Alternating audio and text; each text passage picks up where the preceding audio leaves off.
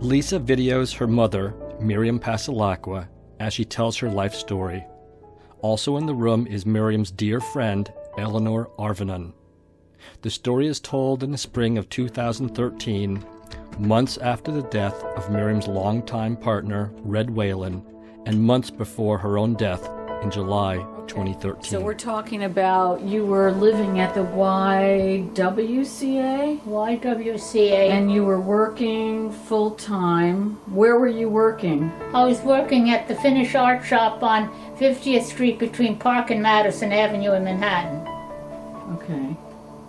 Now, didn't you have another job? Actually, that was not my first job.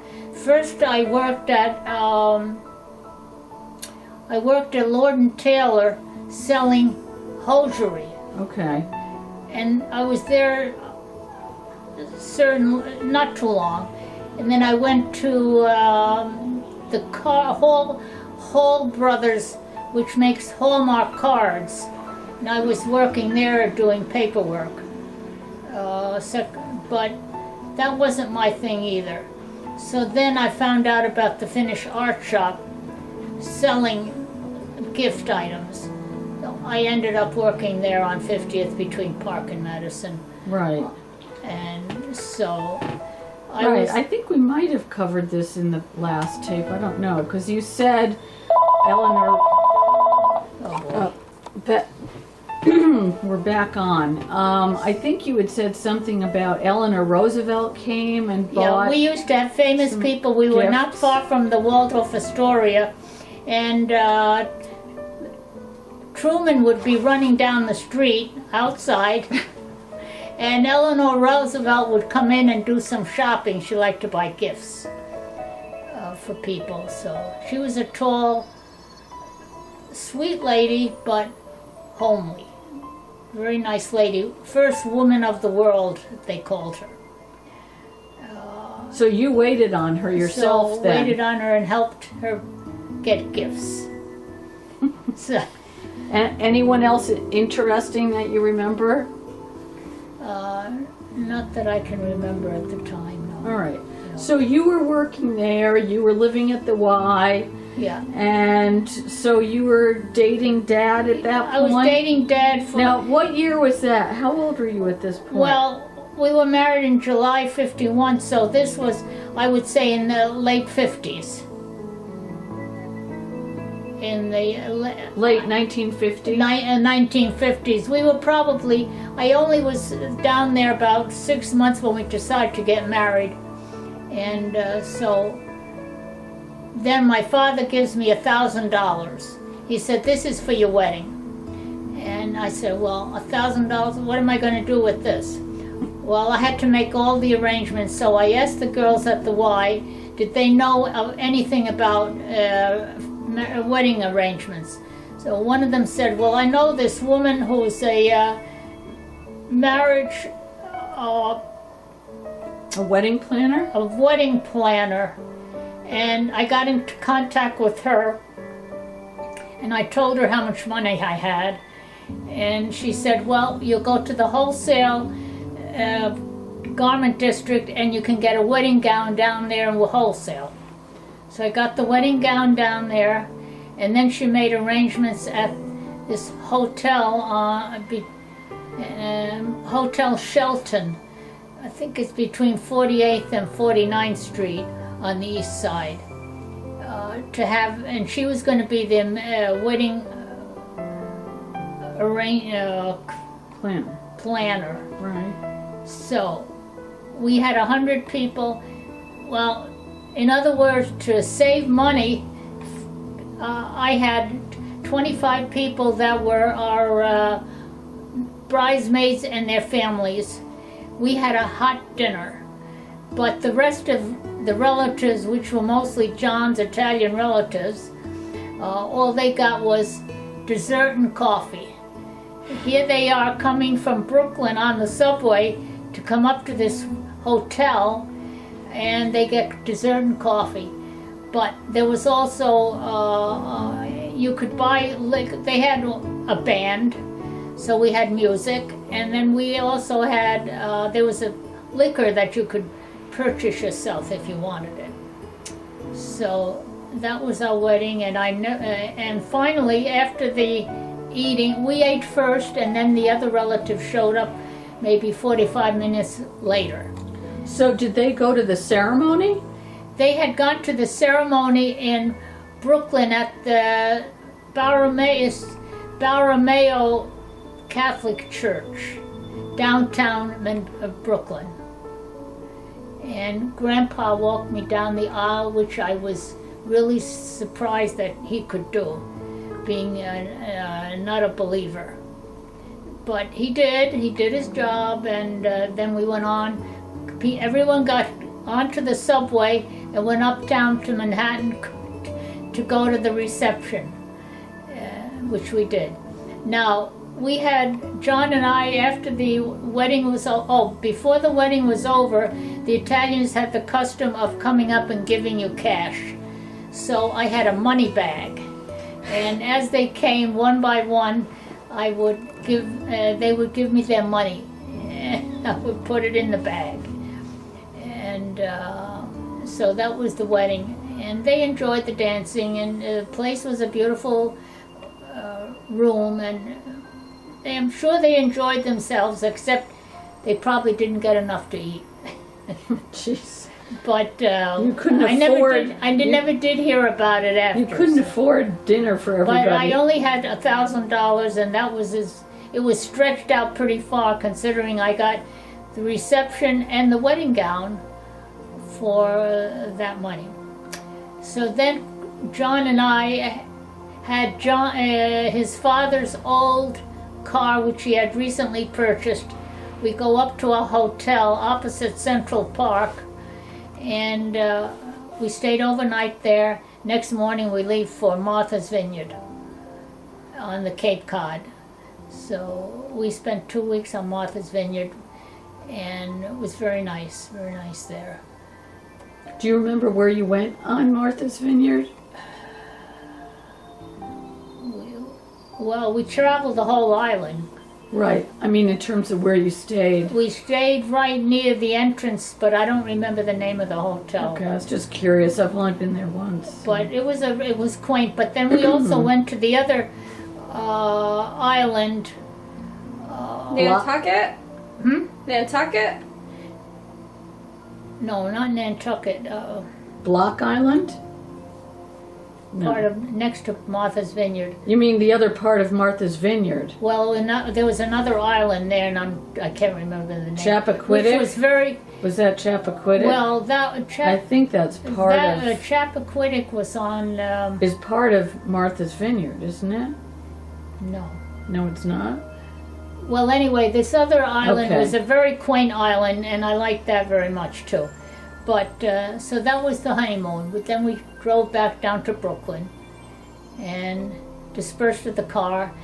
Next thing I know, we're buying a car. So now where are you living at this point? We're living in an apartment. Well, first we were living in Manhattan at Germantown. And we were up there for a matter of months. But we decided that wasn't... I found this name through... I got this address through my Finnish art shop. Somebody had a place up there.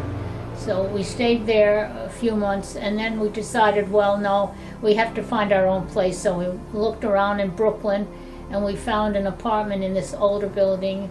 And I think it was... Brooklyn. I don't remember the name of the street it was on. Okay. So we stayed there a matter of months. How close were you to your families? Well, John's family was on the other side of the cemetery. They lived on 20th Street, and we lived on 60-something Street. Mm. So we could take the subway there. We would go there for Sunday afternoon dinners, but then John decided we should have our own car. So what the heck? Okay, all right. So you were telling me about we're buying a new car. We decided we needed a car, And we're also looking for another apartment. We're in this old apartment building, and we moved on to Colonial Road and 78th Street. That's in Brooklyn also? Back in Brooklyn, but it was a brand new building. Yeah. It's very nice. It's one bedroom, but large rooms. So we move over there, and we've got our new car. Wow. Do you remember what kind of car it was? It was a Ford two-tone, white on the top and black on the bottom. And I don't remember the make of it, but it was a two-tone hardtop, what they call them. Two-tone hardtop. So, brand new. This way we were able to drive up to Connecticut to see Grandma and Grandpa on weekends Oh, that's nice. in the new car, Okay. which we often did. And we would, Grandpa and John had a good time going in the sauna together. Grandma and I went in first, and then when we came out, we put the coffee on with the Danish and the desserts, and they went in the sauna. They're in there, and they come out, and they have their coffee and their Danish. So it was a very nice ritual. So that was that. They seemed to get along very well. So that was that story. So now we have the new car, and I've decided I should learn how to drive too. So I took some driving lessons, and at the end of the driving lessons I was going for my car License. going for my license. Right. So I'm driving along, and then I try to squeeze through two large vehicles, and so they didn't give me my license. They said dangerous action. So I went back home and decided next time I go, I'm not going to do that. So next time I went down for the driver's license. How long did you have to wait? Within the next week or two, I went back down. Oh. And I got the license this time. Yeah. I was more careful. And so here we are with my license. And we're living in Brooklyn, and then Lisa comes along. Well, that was like 5 years later. Well, So- that's right. Meanwhile, we're married in July 1st, 1951, and Lisa's not born till May 15th, 1956. So during that interval before Lisa was born, we used to go to the theater, we used to go to the ballet with this couple, Adrian and Marilyn Goodman. Then Lisa's born, and John got the assignment to go to Seattle, Washington. So he moved. We were going to see My Fair Lady that weekend, but he had to go to Seattle. So I said, well, I'm staying behind because I'm seeing My Fair Lady, which I did, with Adrian and Marilyn Goodman, and Adrian falls asleep there while we're watching it. Well, who was in it? Was that Rex Harrison? Rex Harrison was in it, and there was a substitute for the leading lady, and I don't remember her name. Not Hepburn. No, she No, was no. never in the play. She was never She on the wasn't stage. on the She was in stage. the movie, Okay. Hepburn. Okay. But anyway, very enjoyable. So then Lisa and I just leaving to go to Seattle. It was an 11-hour trip from New York to Seattle. Lisa gets a little sick on the way over. First thing we get to Seattle, we have a hotel, is we have to get a doctor because now she's really sick. Well, we decided she had to have, the doctor decided she had to have her tonsils out. So she had a sore throat, so she had her tonsils removed. I thought I was sick most of kindergarten. Hmm? I said I thought I was sick most of kindergarten. I thought you told me that I missed half of kindergarten because of my tonsils. Oh, well, maybe we didn't get the tonsils out right away. We did get them out over there, though. Yeah, right. Okay, and so we stayed there several years, and drove back, and then John was told he had to come back. So I said, well, we're driving back because I'd like to see a little of the country. So we drove down the West Coast, and we ended up in Los Angeles, and former neighbors from Seattle were living down there. And we got to see them, and we went to the Disney World, Or Disneyland. Disneyland, Yeah. and so on. Then we started to drive back, and we would stop in different places. And I remember one place I had slacks on, and we were in the Middle West, and they wouldn't let me go into the restaurant because I had slacks on. I didn't have a skirt on. And John didn't have a jacket, but they gave him a jacket. But I had to go back and put a skirt on. Unbelievable. So this is now in the this is like 1961. 7 or 8. No. It was 1961 or 2 because I was 5 or 6. Oh, okay. Okay, excuse me, I have the wrong This date. is the 60s already. My age, 83. Yeah, that's all right. Okay, so we'll see the 60 or 61, so you can see how times have changed.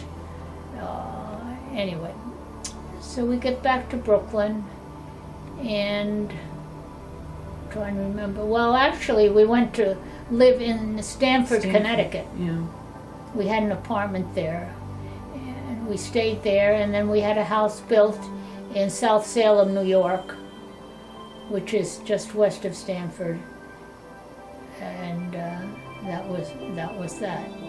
Then we would drive up to Grandma and Grandpa's and get gas in Middletown, and if I can remember correctly, it was something like 22 cents a gallon or something like that. And so we went on to our new car up there, and we would go on weekends.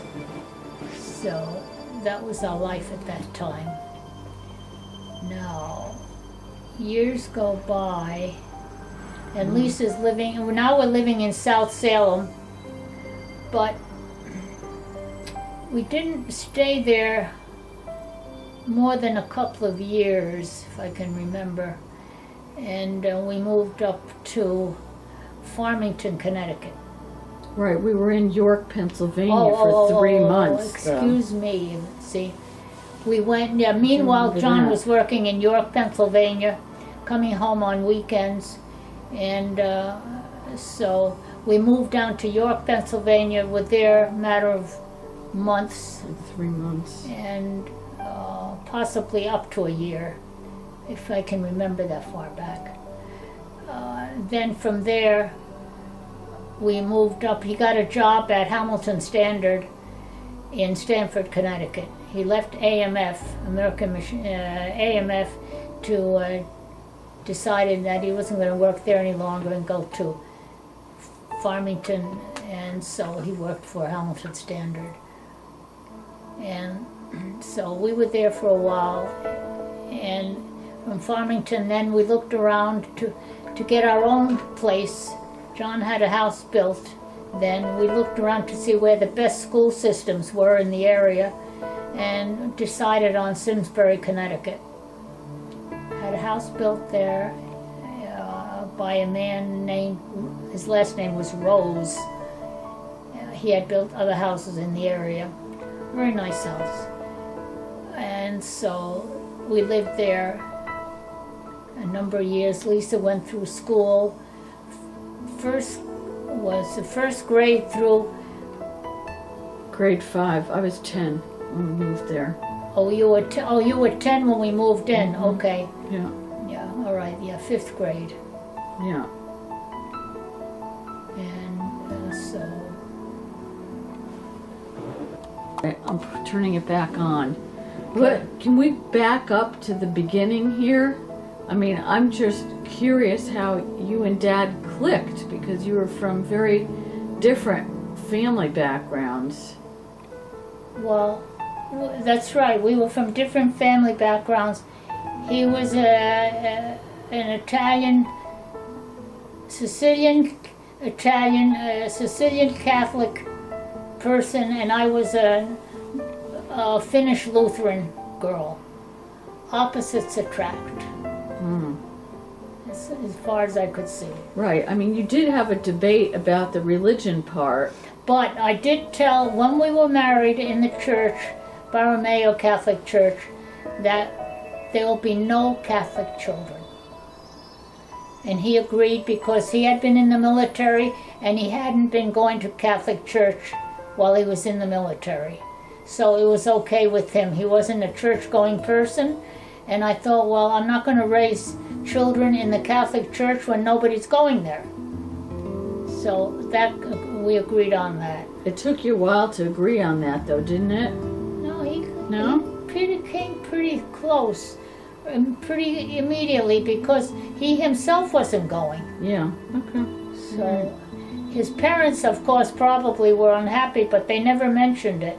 Yeah, but you told the story about when I was a baby and Grandma Passalacqua would come in and put the crucifix Grandma, up. the first time she came into the house to see Lisa, she puts The crucifix up on the... crucifix above the bed. Well, I didn't care that much for that. She didn't ask me or anything, she just did it. So when she left, I took it down. Did she put it back up again the next time she came? She didn't come that often. Oh, okay. We would go down there more than they came up. All right. So, and she never talked about it. How she felt about it, I don't know, but she was very diplomatic about it anyway. All right, well, that's something. But they loved Lisa very much. She was the first grandchild, and Grandpa Vito liked her too, very much. He was a peasant type of Sicilian, very kind-hearted, wanted to play cards with his friends on this neighborhood. But John thought he should go improve himself by going back to school. Well, it didn't work out. He was happy in doing what he was doing, working for the telephone company and playing cards with his neighbor, a harmless thing, with the relative neighbors. So that's how that went. Meanwhile, we're going back to Connecticut, and so we're living now in Farmington, and we're going to build a house in Simsbury, which we did. And Lisa went to school there from age 10 to 18 till she finished high school. And right, but also in Farmington, Susie was born. yeah, Susie was meanwhile born while we were living in Farmington, and we needed a little larger place. So, but she was multiply handicapped, and we would go down to Media, Pennsylvania, to learn about a program called patterning, which we did when we came back. We had 100 volunteers coming a week to program her, and because she couldn't move much. But John built something for her to crawl through, and we had these volunteers pushing her through, putting her through, and she learned to crawl. She learned to stand and sit up, and the program did have its advantages, because by the time she was 6 years old, the school was asking her to come to school in Simsbury, and so she went to the special ed program, which was just recently started there. And so she was there, and this life went on. She was going to school. I was going to exercise with Phyllis Hildebrandt in Farmington, and we did aerobics there with a German teacher called Ruth Bender, and she was very good. So Phyllis and I would do these things while Susie was in school, and I had to make sure I was home when she came home. I would have to pick her up. So this continued on, and so now life is going on, and she's in the school and I'm here. Then one day she hits her head on the cement floor in the classroom, And I know that was a very serious thing that she did, and she was frustrated. And so I took her to the eye doctor, and she had to have one of her eyes taken out. Now, they put a false eye in, which I guess was a little on the heavy side, because by this time Susie was walking a little bit, and she would walk down the hall, and Betty, you She never know. shares her secrets with different people. So Right. Oh, that's Not- probably not- true. not Yeah. everybody gets the same. The same secrets, yeah. True. So All right, so let's see. You were talking about Susie, and you said that she had banged her head. It yeah, was and she had to very have her serious. eye out. She hit her head on the cement floor in the classroom. Oh, I remember Frustration. telling me that. And the eye is it on? Yeah, it's on. Okay. Susie had to have her eye removed. Now she's wearing this False eye? false eye, but she doesn't care too much for it. So what she does is take the eye out herself, rush down the hall in Dayton Lane, and flush it down the toilet. He had this hand-painted eye that had been made especially for her. She knew what to do with it. Flush it down the toilet. Yeah. That was the end of the eye. No more eyes after that. So, meanwhile, Little devil. she finished school there and went up to West Hartford to school and was there for a few years. Then at the age of 13, John wanted a divorce. Meanwhile, he had been not home too much. He was on business a lot during the week, and in the evenings he had trouble accepting the idea that Susie was handicapped. So he would go to different functions trying to find reasons for this. He was dunked in the river, he was baptized, and whatever.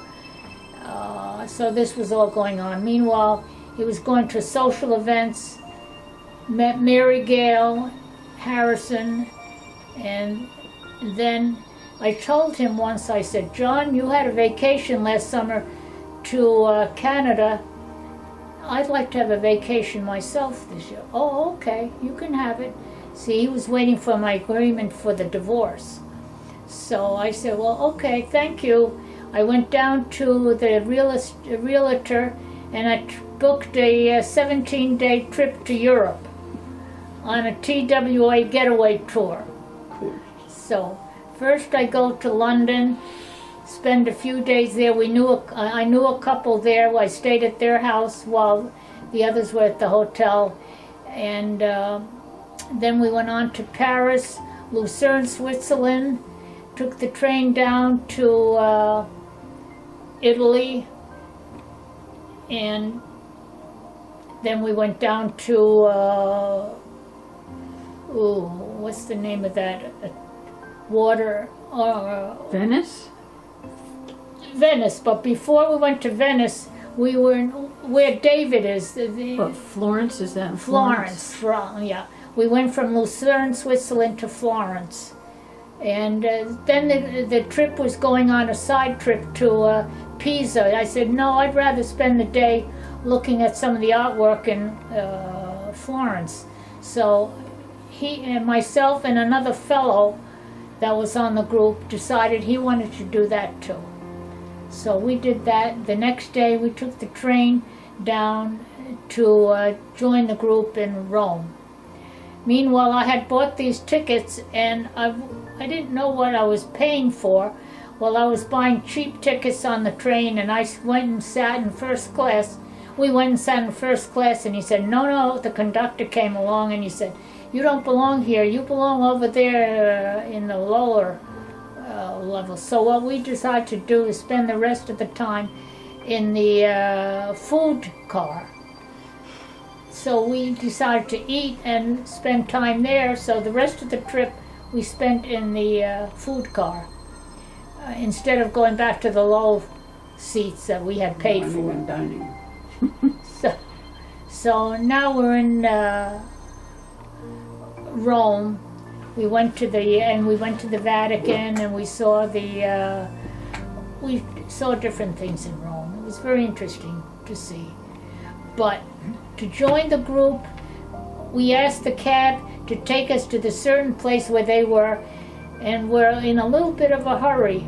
So he went like a bat out of hell, rushing down through the traffic, and I said, oh my gosh, I think I made a mistake telling him to rush.